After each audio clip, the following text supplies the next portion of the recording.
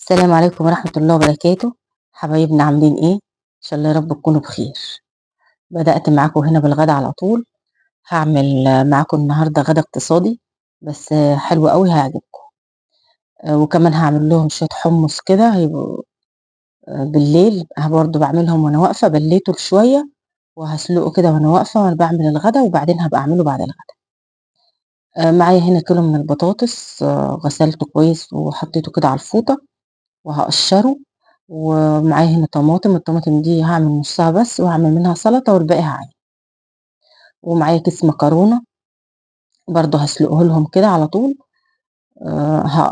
بعد ما قشرت البطاطس بقى هقطعها كده بالطول، مش هخليها تخينة قوي يعني، هرفع كده على قد ما اقدر عشان ما تاخدش سوا معايا.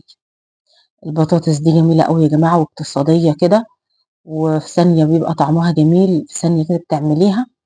عايزة اقولك تاخدش وقت وجميلة قوي. يعني تحطيها كده في الفرن قبل ما تعملي المكرونة بيكون استوت معاكي، ولا تحمري بقى ولا تسلقي ولا حاجة.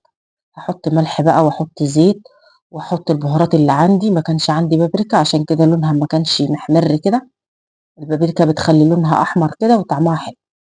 حطيت كركم وكاري وكمون وفلفل وكزبرة وبصل بودر وتوم بودر. ما كترتش قوي في البهارات، بس انا عايزه حاجه تديها طعم كده وريحه حلوه. وبدعك بقى كويس قوي بالبهارات وبالملح والزيت. بس كده يا جماعه هدعكها كويس قوي، بتتصايه بتتصايه كده. لا، عايزه اقول لكم لو في بابريكا بتخلي لونها احمر عن كده ويبقى حلو، بس هي برضو ماشي الحال يعني موجود. هدخلها بقى الفرن، اعلي النار من فوق ومن تحت عادي على نار عاليه. وهعمل بقى الطماطم دي زي ما قلت لكم هعمل منها السلطه، وكمان هعمل منها الحمص. فخدت بس على قد من الطماطم، من يعني نص الخلاط كده، وعلى قد المكرونة، والباقي هعمل منه الحمص والسلطة. بس كده بقى قدحت حبة معلقة سمنة حلوة كده، حطيت عليها الطماطم على العين الصغيرة تتسبك براحتها. حطيت بقى رشة سكر ورشة ملح وشوية كمون. وهنا بقى حطيت زيت في المية، وهحط المكرونة. والحمص بقى معايا هنا بيتسلق برضو، وطيت عليه براحته كده عشان بياخد سوا معايا. وهزوده مية برضو سخنة واسيبه. هعمل بقى طبق سلطة. انا بدأت معاكم كده بالغدا على طول لان انا كنت مكسلة اصلا، كمان كنت مكسلة اصور.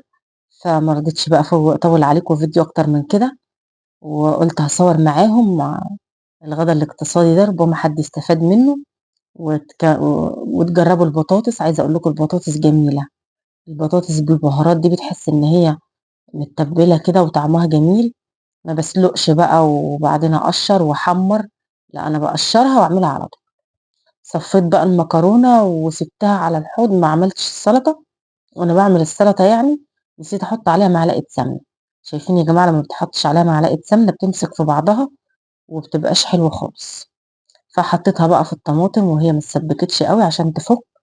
وكمان قلبتها كده ووطيت عليها شويه صغيرين قبل ما خلصت السلطه بقى. والبيض كمان كسلت احمره. المرة دي مش جايبة بيض بلدي زي المرة اللي فاتت، فقشرته بقى. هم أصلا ما بيحبوهوش، معظمهم ما بيحبوهوش متحمر.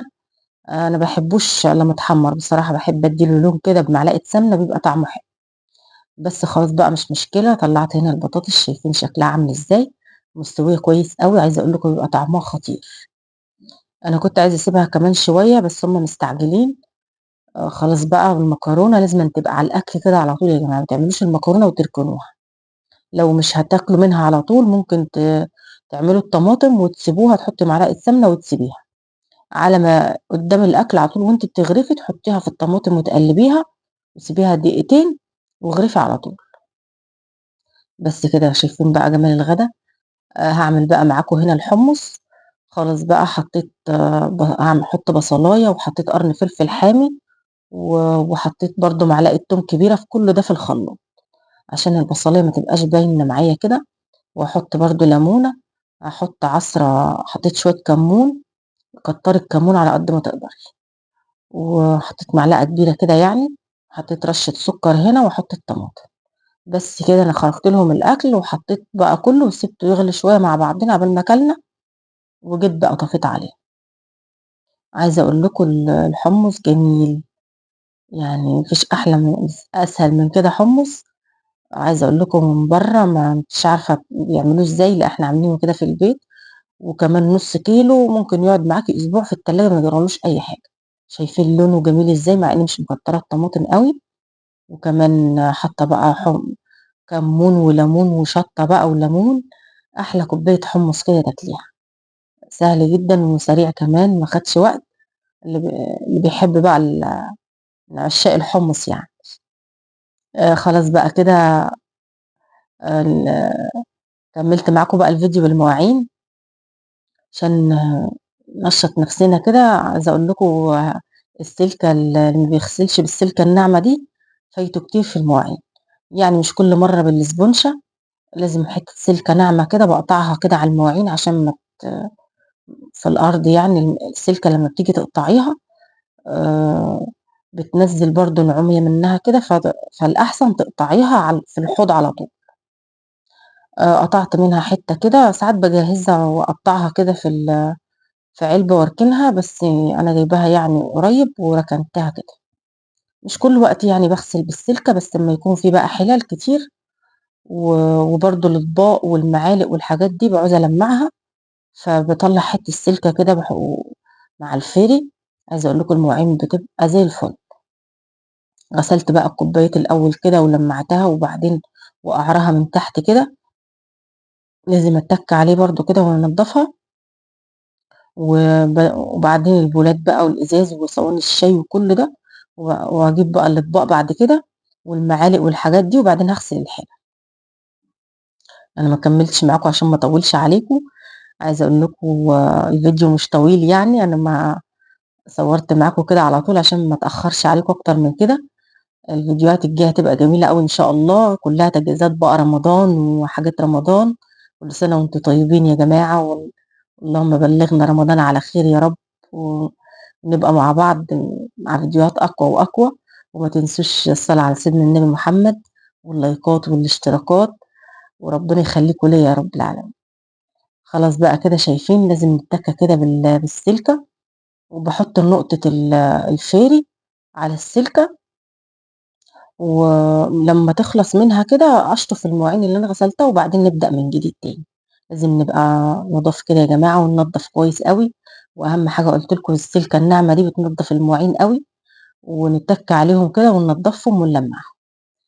أخلّص بقى وأعقّم الحوض، وده كان يومي بقى النهارده، يوم الست الكسلانة كده اللي عملت غدا على القد ولمِّت مواعينها، وخلاص كده عملنا لهم كمان حُمُّص لبليل يدفّيهم. ويا رب يكون الفيديو عجبكم يا جماعة، وفيديو بسيط كده وخفيف عليكم كمان. خلاص خلّصنا بقى كده المواعين ومش هاطوّل عليكم بقى، وأطباق الأكل كمان باجيبها معايا بالمرّة، أي طبق كده بقى كانوا واكلين عليه أي حاجة ما باسيبهمش متوسخين، باغسلهم كويس أوي وأعقّم بقى الحوض. وزي ما قُلت لكم ده كان يومنا ما فيهوش أي حاجة. يا رب الفيديو يكون عجبكم، وما تنسوش زي ما قُلت لكم اللايكات والاشتراكات والصلاة على سيدنا النبي محمد. ربنا يخلّيكم ليّا يا رب ودايمًا كده معانا، ودايمًا لايكاتكم ده أهم حاجة اللايك يا جماعة ما تنسوش اللايك. خلاص بقى هاغسل الطبق الكبير بعد ما حطينا عليه الأكل ولمّيت كُلّه بقى، وهاسيب بقى الحوض نضيف كده والحُمُّص كمان جاهز معانا. هناخده لهم بقى ونخرج.